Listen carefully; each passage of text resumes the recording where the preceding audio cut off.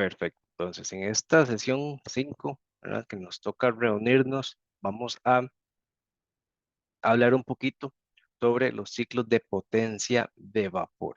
Entonces, recordemos cuál era la diferencia entre los ciclos de vapor y los ciclos que hemos visto hasta el momento, ¿verdad? Que son los ciclos de gas.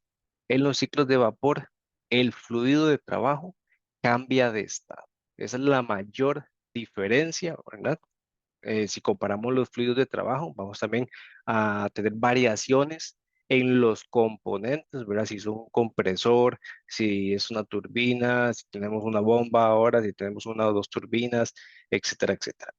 Entonces vamos a ver las diferencias entre los ciclos de potencia de gas y los ciclos de potencia de vapor que vamos a ver específicamente comenzando con el ciclo de Rankine, que es el ciclo pues más importante que trabaja a vapor. Entonces, la clase de hoy va a consistir en hablar un poquito, ¿verdad? Dar la introducción de lo que es el ciclo de potencia de Rankine. Vamos a hacer análisis de energía para el ciclo ideal.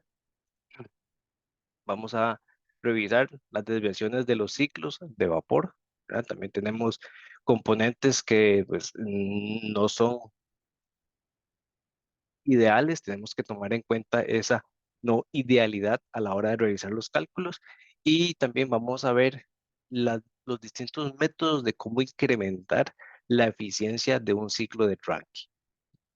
Y por último, vamos a hablar de lo que es el ciclo de Rankine con recalentamiento.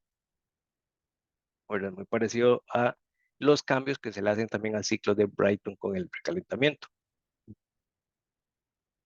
Entonces, para comenzar a estudiar los ciclos de vapor, vamos a compararlo con el ciclo de Carnot, que sabemos que es el ciclo más eficiente posible que va a operar entre dos límites de temperaturas específicos, TH y TL.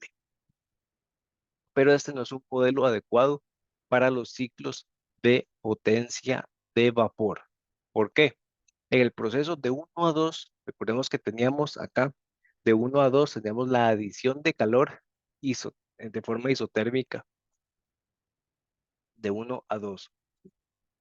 En este proceso, limitar los procesos de transferencia de calor a sistemas de dos fases limita severamente la temperatura máxima que se puede utilizar en el ciclo, a una temperatura máxima de 374 grados Celsius para lo que es el fluido de trabajo con el agua. ¿Okay? En el proceso de 2 a 3 tenemos una expansión isentrópica en la turbina. En el proceso de 2 a 3.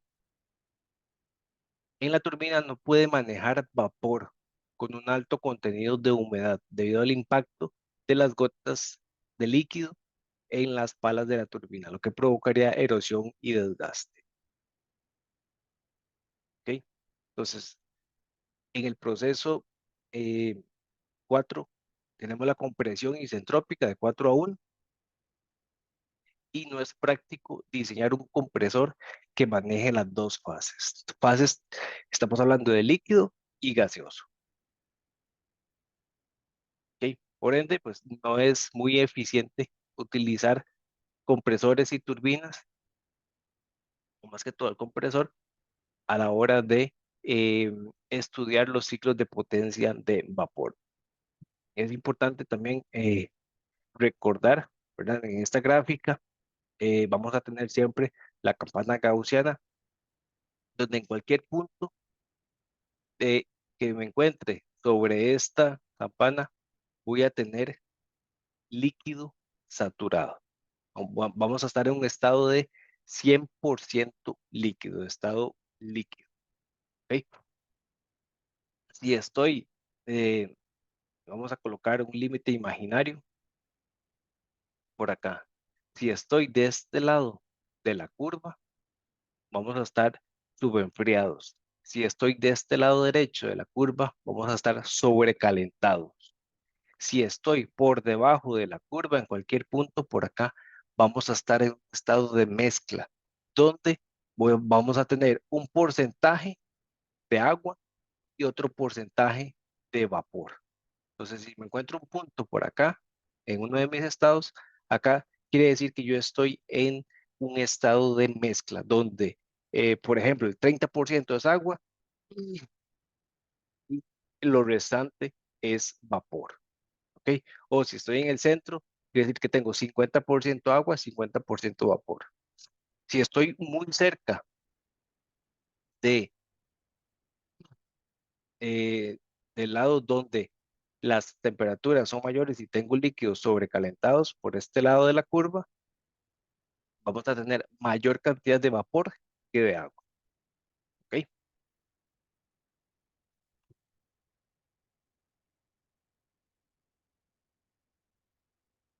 Para los ciclos de vapor, em, se considera ciclos de potencia en los que el fluido de trabajo se evapora. Esa es la clave, que tenemos cambio de estado, se evapora y se condensa alternadamente. Se analiza la generación de potencia acoplada con un proceso de calentamiento llamada cogeneración también. Entonces, es el principio de funcionamiento para una planta eléctrica. En este diagrama tenemos una planta eléctrica solar que genera a partir de la energía que recolecta de los rayos del sol, le entrega energía eléctrica al tendido eléctrico, ¿verdad? A la red que se tiene por acá, ¿verdad? Entonces acumula toda la energía que viene del sol, la concentra en un solo punto,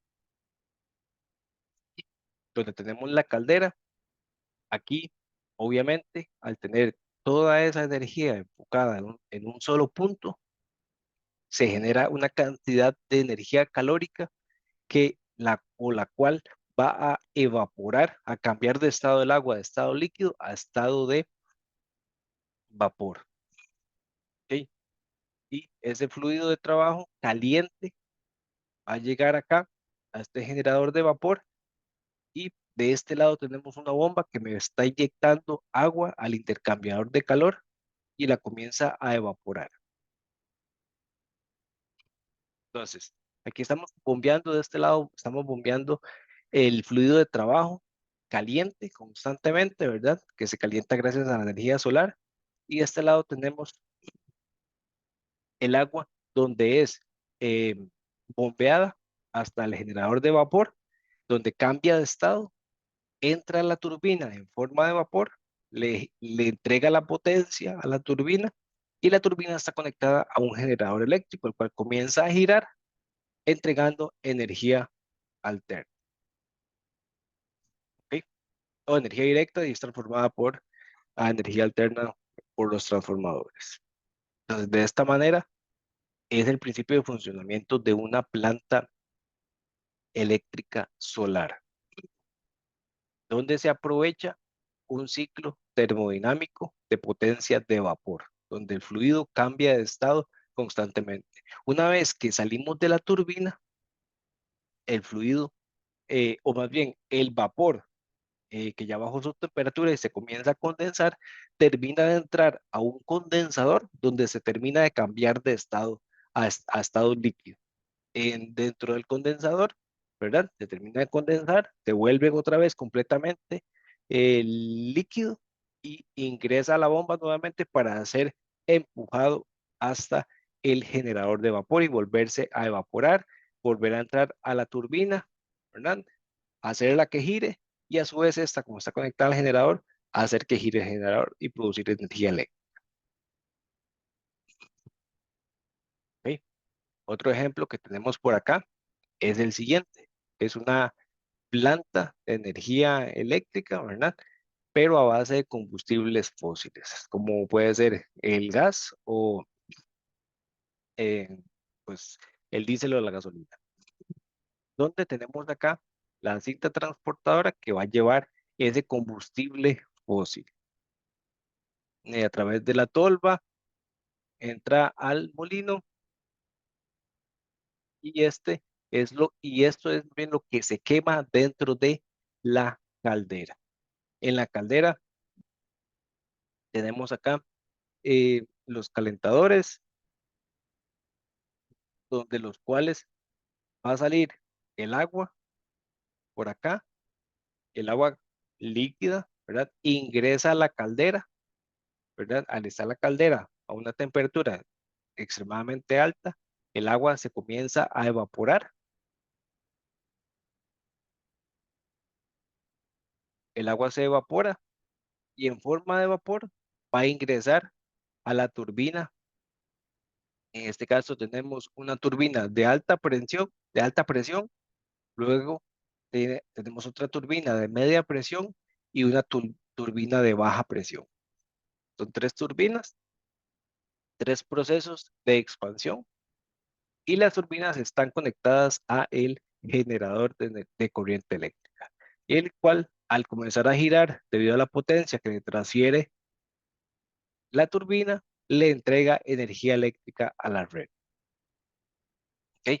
Luego, el vapor, una vez que pasa a través de las turbinas, se condensa, se vuelve en el condensador que tenemos acá, se termina de cambiar de estado, aquí tenemos a la salida de la turbina, tenemos un estado de mezcla donde cierto porcentaje hay de agua y cierto porcentaje hay de vapor.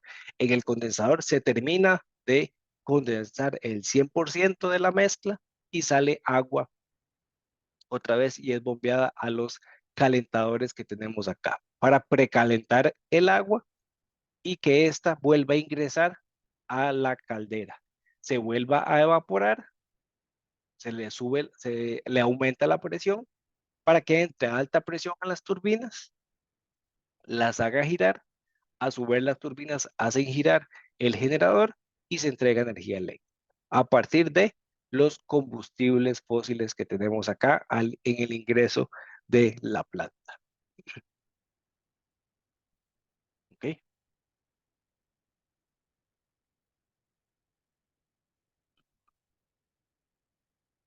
Por acá también tenemos una torre, más adelante en el curso vamos a hablar sobre las torres de enfriamiento, donde también nos ayuda a bajarle la temperatura al agua que está saliendo de las turbinas, más bien al vapor de agua que está saliendo de las turbinas para terminar de realizar el condensado. ¿Ok? Entonces, este es el principio básico de funcionamiento de una planta de generación eléctrica que funciona con un ciclo de vapor. ¿Ok? Ahora, habiendo mencionado esto, ¿verdad? ¿Cómo funcionaría una planta de generación eléctrica? Vamos a enfocarnos ahora en el ciclo de Rankine ideal.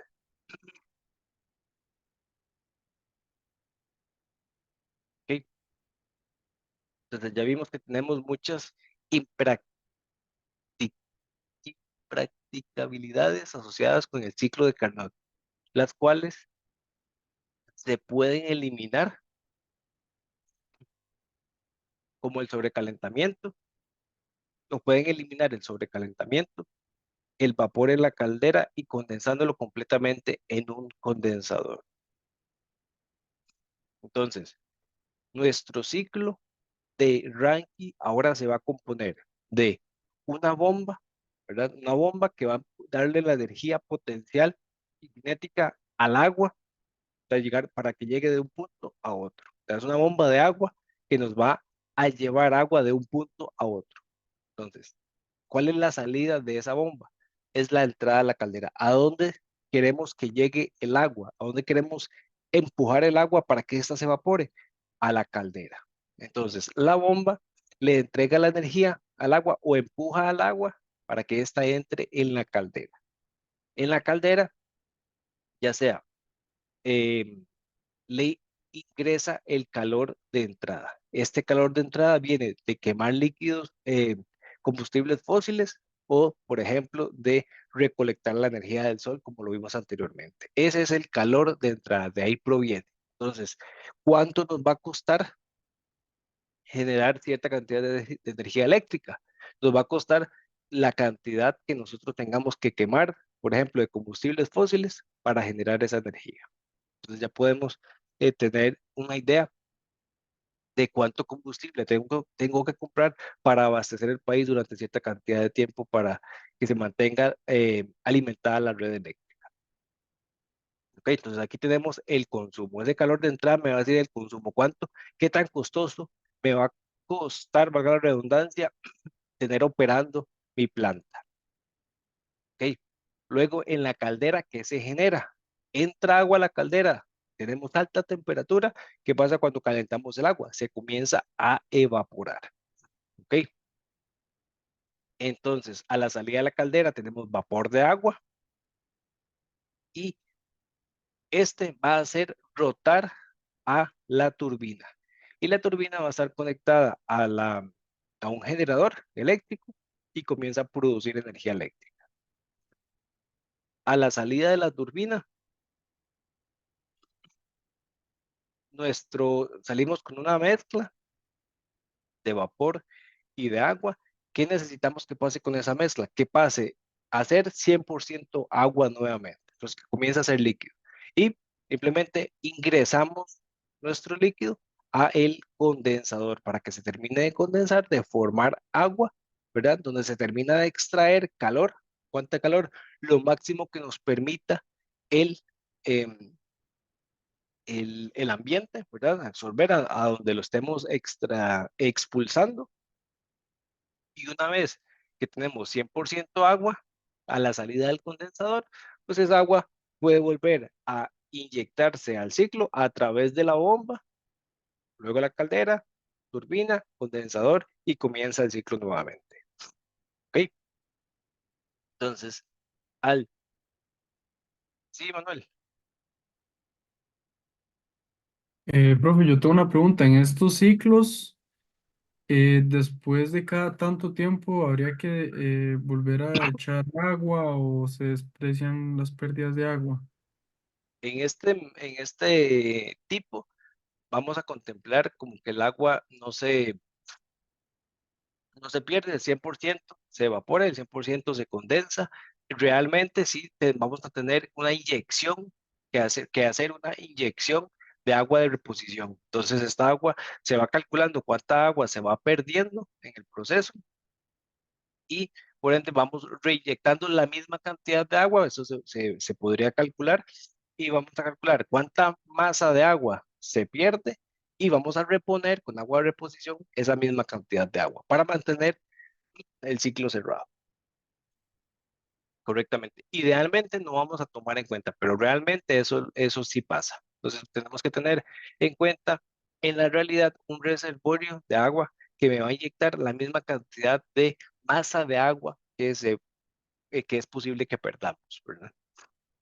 Que se puede calcular realizando distintos cálculos de conservación de la masa en el ciclo. Ah, ok, muchas gracias, profe. A usted por la pregunta. Entonces, esto es lo que se conoce como el ciclo de Rankine, que es el ciclo ideal para centrales eléctricas de vapor.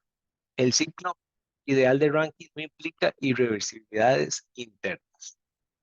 ¿Ok?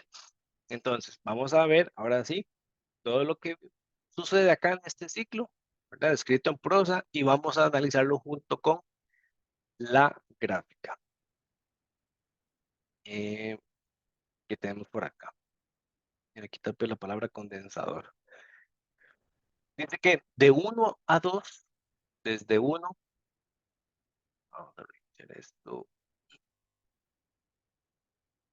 para que quede bien claro. De 1 a 2 tenemos una compresión isentrópica en una bomba. Entonces ya partimos del hecho de que la bomba es isentrópica, a entropía constante. De 1 a 2, entonces en 1, ¿qué tenemos? Tenemos 100% agua. El fluido de trabajo es 100% agua. Por lo tanto, dijimos que si mi punto en cualquier estado está sobre la curva de la campana gaussiana, se trata de que estamos en un estado 100% líquido, como agua saturada.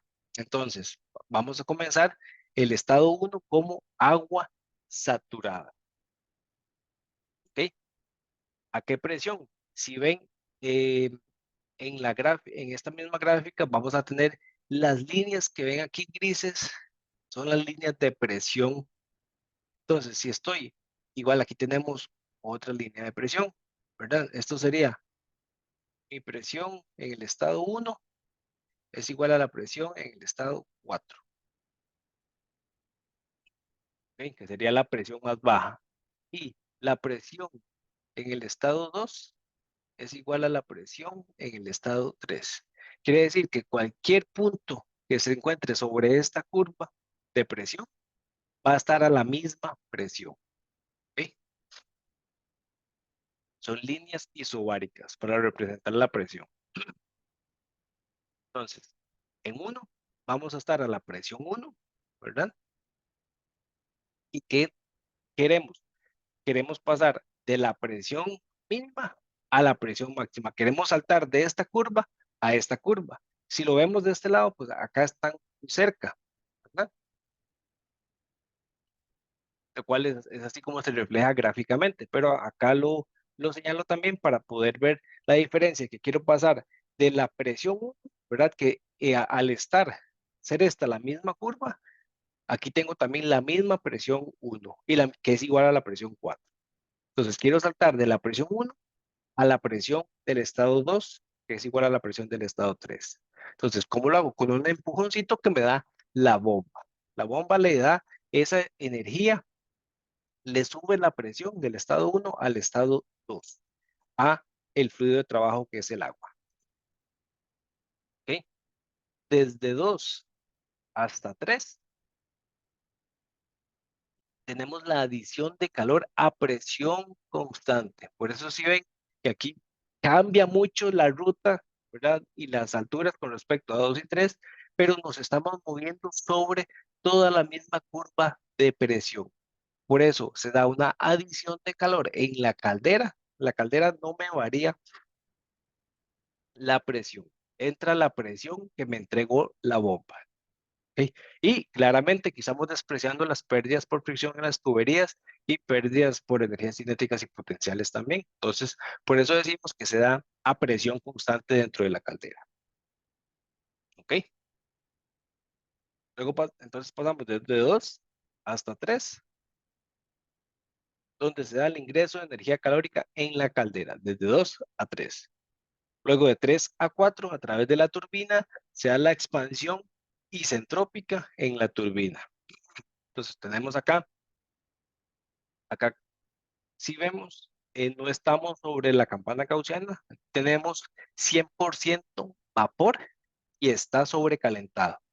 ¿Ok? Entonces tenemos vapor a alta temperatura a la salida de la caldera.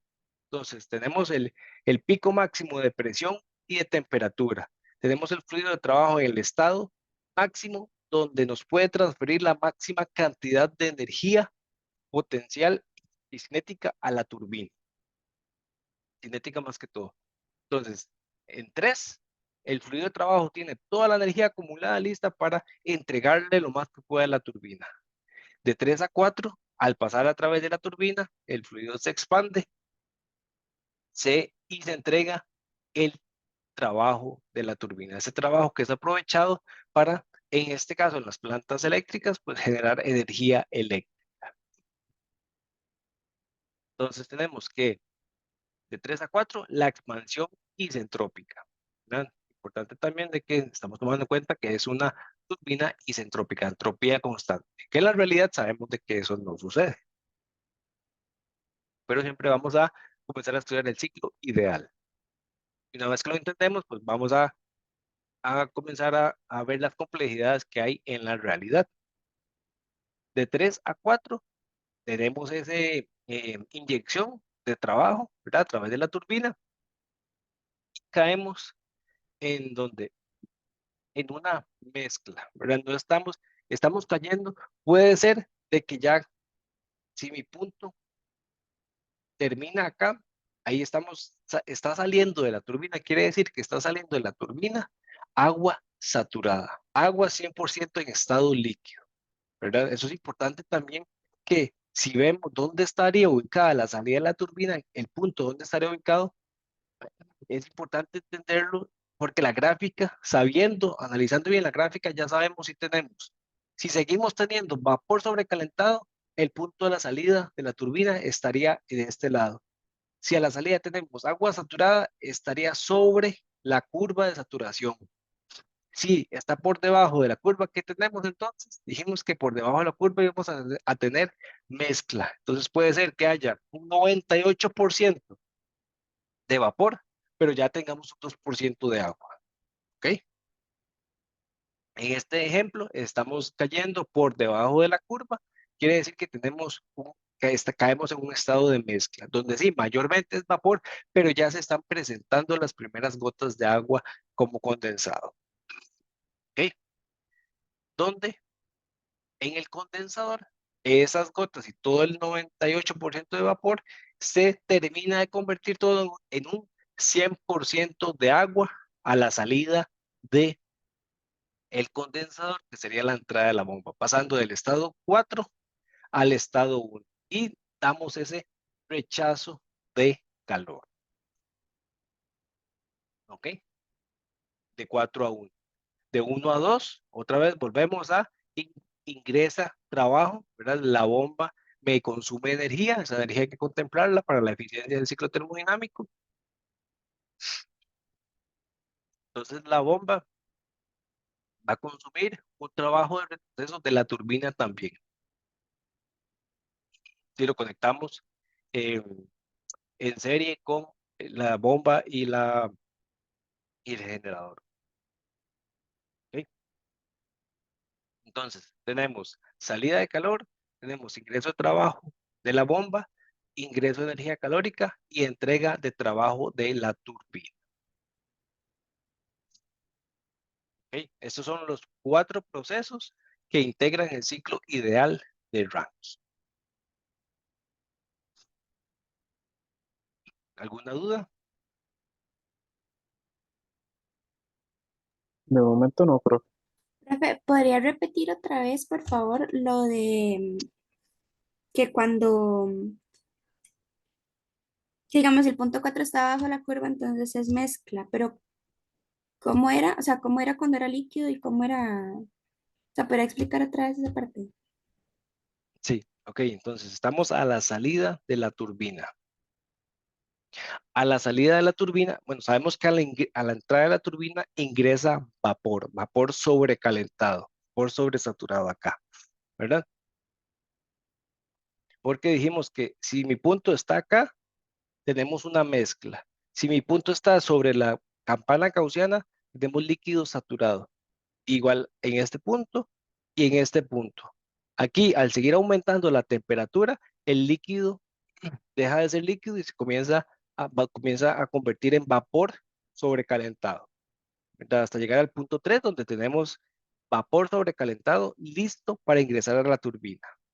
Una vez que pasa a través de la turbina ese vapor, ¿verdad? Se termina de expandir y a la salida de la turbina vamos a tener 3 opciones posibles, donde a la salida de la turbina puede ser de que, ¿verdad? Va a depender de la eficiencia de la turbina, de lo que nos pues, plantee el problema, etcétera, etcétera.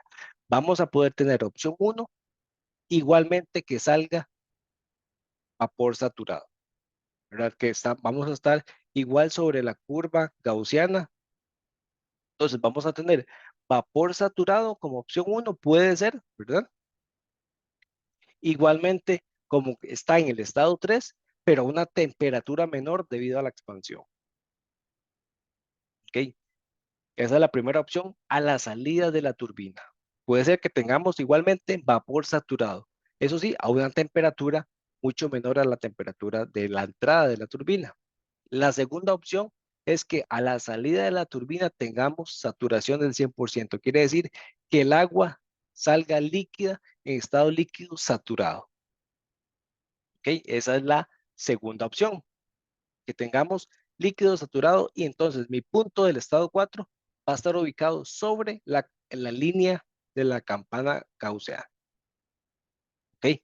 Esta que te vamos a tener acá.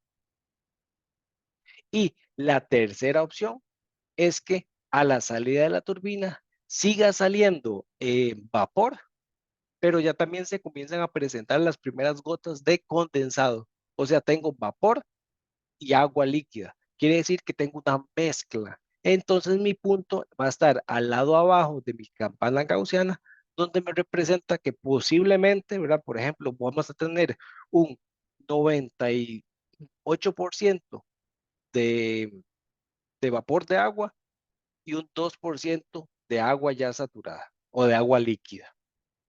¿Ok? Entonces vamos a tener un estado de mezcla, donde sí, como estamos muy cerca de la turbina, lo que está saliendo mayormente es, entonces tengo un 98%, ¿verdad? Como mayoría de vapor y el resto pequeñito es agua. ¿Ok? ¿Dónde sería esta opción? Donde me representa actualmente esta gráfica, donde estamos cayendo en mezcla. Esto es adelantándome un poquito a las posibilidades que podemos tener, ¿verdad? No es que siempre se dé uno u otro, sino va a depender, ¿verdad? De lo que nos quiera plantear el problema, de la información que tengamos, etcétera, etcétera. ¿Ok? Pero son posibilidades que vamos a tener. Listo, profe, gracias. ¿Sí? Entonces, el problema tal vez no me puede decir o no me va a decir de que tengo agua a la salida de la turbina, sino me va a decir que tengo una eh, eh, mezcla o que no tengo mezcla y que tengo más bien solamente eh, agua de saturación. Entonces tengo que saber dónde ubicar ese punto que no es ni en vapor sobrecalentado ni en mezcla, sino es exactamente donde el único punto donde va a ser agua saturada. Entonces son diferentes formas donde me van a dar información y si entendemos eso, pues vamos a saber dónde poder ubicar este punto. ¿Ok? Que son las tres posibilidades que vamos a tener. Caer en vapor saturado, agua saturada o un estado de mezcla. ¿Ok? Ahora puede ser también de que el punto 3 más bien no esté tan arriba y esté más bien aquí más abajo y caiga mi punto del estado 4 a un porcentaje mayor de agua, un poquito más. Donde tendríamos, por ejemplo, un 80% de vapor y un 20% de agua. ¿Ok? Son diferentes variables que vamos a tener a la hora de encontrarnos con todos los problemas que vamos a solucionar. Perfecto.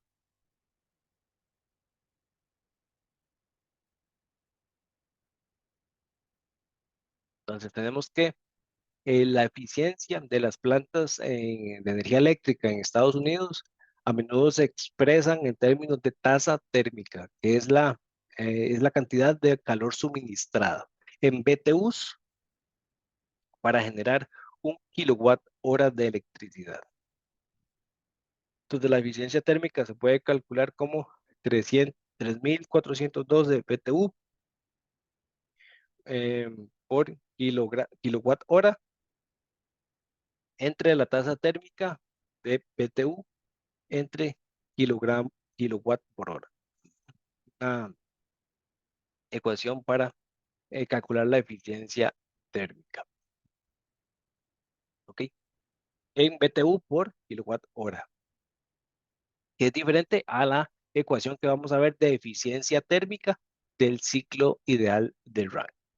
Entonces, tenemos un proceso donde se bombea el agua, se le sube la presión de 1 a 2, de 2 a 3, se genera la adición de calor a presión constante a través de la caldera, de 3 a 4 se da la expansión del agua y la turbina me entrega todo el trabajo posible y de 4 a 1 a través del condensador se expulsa la energía calórica terminando de cambiar de estado el agua. ¿Ok? Entonces, si analizamos la ecuación de energía de flujo estacionario, tenemos que el calor de entrada menos el calor de salida, o el cambio de energía calórica del ciclo termodinámico, más el trabajo de entrada menos el trabajo de salida, es igual a la entalpía de salida menos la entalpía de entrada. ¿Ok? Ahora, en la bomba, en el proceso de 1 a 2, ¿se da adición de calor? No. ¿Ok? Entonces, el calor en la bomba no existe, es igual a cero. ¿Ok? No hay energía calórica. En la bomba, lo que voy a necesitar o que le vamos a tener que entregar al ciclo termodinámico es trabajo. El trabajo se puede calcular de dos formas. Si tenemos la entalpía del estado 2 y el estado 1, es la diferencia de entalpías. ¿Ok? O también lo podemos calcular, el trabajo en la bomba, como el volumen de agua que está trasegando esa bomba por el delta P, o la presión del estado 2 menos la presión del estado 1. ¿Ok? Son ecuaciones que vamos a utilizar para calcular este trabajo de entrada de la bomba. Lo que me consume la bomba. ¿Cuánto me cuesta tener funcionando esa bomba? ¿Ok? En el estado 1 dijimos que tenemos líquido saturado, ¿verdad? Estamos sobre la curva, la curva roja, ¿verdad? Tenemos líquido saturado a la presión 1. Esa presión 1, si la conocemos, podemos ir a las tablas termodinámicas y encontrar la entalpía del estado 1. ¿Cómo? Porque sabemos cuál es la entalpía del agua a la presión del estado 1, que puede ser 100 kilopascales, ¿verdad? Está tabulado, tenemos N cantidad de presiones ya tabuladas. Si mi presión está entre 100 y 150, ¿verdad? Entonces interpolamos entre 100 y 150 y encontramos mi entalpía en mi, por ejemplo, presión de 130 psi o kilopascales. ¿Ok? Entonces H1 la vamos a poder encontrar, la necesitaremos acá, la vamos a poder encontrar en función de la presión de entrada de la bomba. ¿Ok? Por tablas termodinámicas.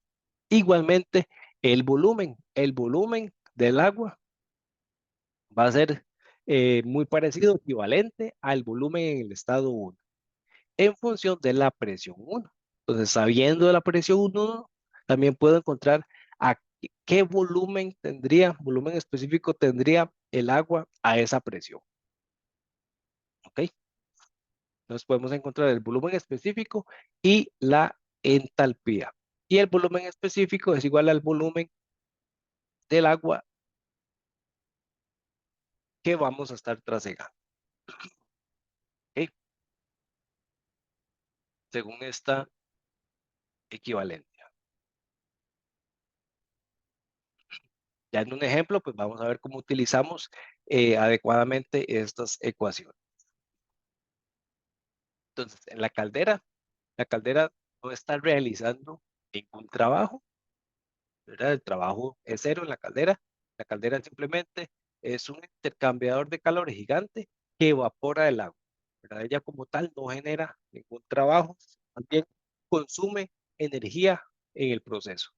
Y esa energía es el calor de entrada, ¿verdad? Que se le debe ingresar a través de la caldera al fluido de trabajo para que aumente su temperatura y aumente su energía interna y pueda ser esta transferida a la turbina. La calculamos como la diferencia de entalpías del estado 3 menos el estado 2. ¿Okay? De esta forma calculamos el calor de entrada a la caldera por la diferencia de entalpías. En la turbina de 3 a 4 no ingresa calor. Por contraparte, me entrega trabajo. ¿Sí? No hay calor, me entrega trabajo. El trabajo de la turbina lo vamos a calcular igualmente como la diferencia de entalpías del estado 3 menos el estado 4. ¿Sí?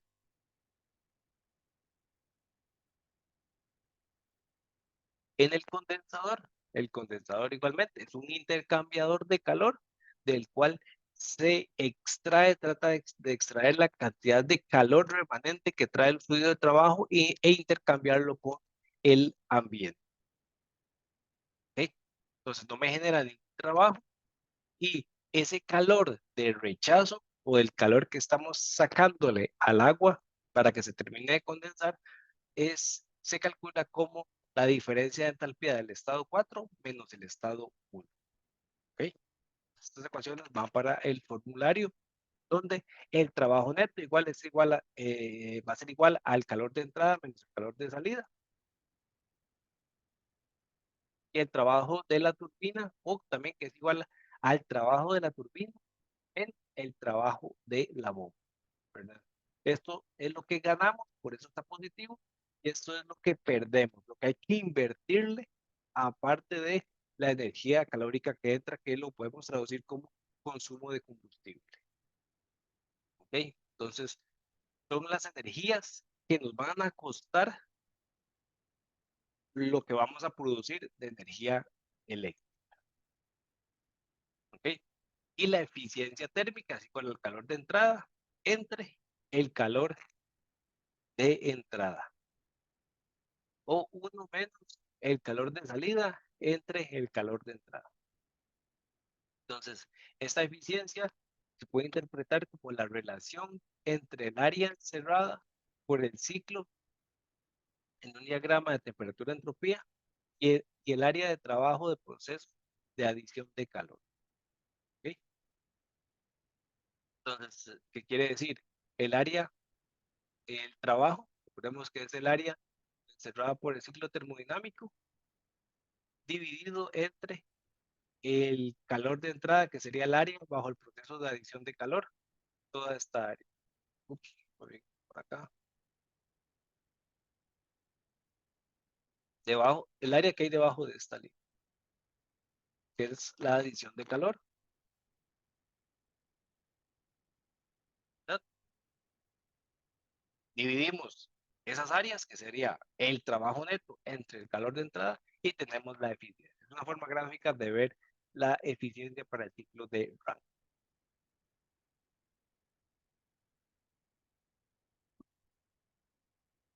¿Okay? ¿Alguna duda, consulta hasta acá? No, profe. Vamos, claro, se entiende, ¿verdad? Estas son las ecuaciones donde vamos a partir a analizar, ok, el estado 1, del estado 1 al estado 2, bueno, sabemos que hay trabajo de la bomba, ya tenemos cómo calcularlo, del estado 2 al estado 3 tenemos la adición de calor, ya tenemos una ecuación cómo calcularla, del estado 3 al estado 4 te da el trabajo de la salida de la turbina, tenemos una ecuación cómo calcularla, en el condensador se da el rechazo de calor, tenemos otra ecuación, y ya podemos calcular entonces tanto el calor de entrada como el calor de salida, por lo tanto el trabajo y por lo tanto la eficiencia. Entonces, estas son las principales ecuaciones cuando analizamos un ciclo ideal de Rankine.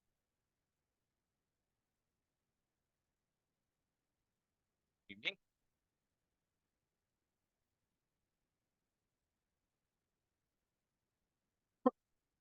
Entonces, hagamos una pausa de 20 minutos para irnos a comer algo y calentar la garganta un poco y volvemos en 20 minutos. Profe.